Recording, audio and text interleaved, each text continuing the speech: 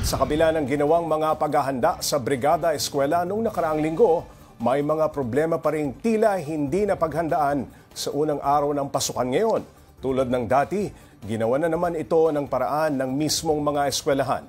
Para bigyan ng mukha ang balita, Mobile Journal Merimon Reyes. Sa Victorino Mapa High School sa Maynila, bukod sa Brigada Eskwela, pinaghandaan din daw nila nitong mga lumipas na linggo ang pagresolba sa kinakaharap nilang mga problema pagdating sa pagsusulat at pagbabasa. Meron kaming mga ilang mga mag-aaral na katulad na nag-enroll nitong grade 7, talaga may difficulty in reading. So saan ba ito magsisimula? Pag-recognize ng mga letters to form words.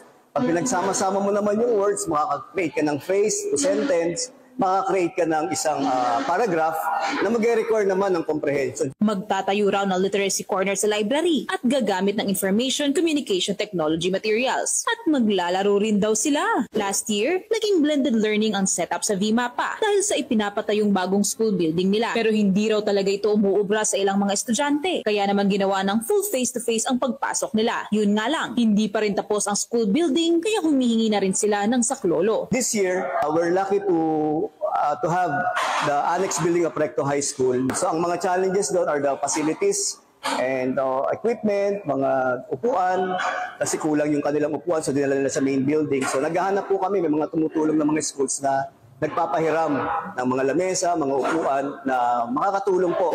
Mahalaga na pati ang ikalawang tahanan ng mga kabataan ay pinangangalagaan dahil dito rin hinuhubog ang kanilang pag-asa para sa magandang kinabukasan. Mobile journalist Merimon Reyes po, hatid ang mukha ng balita.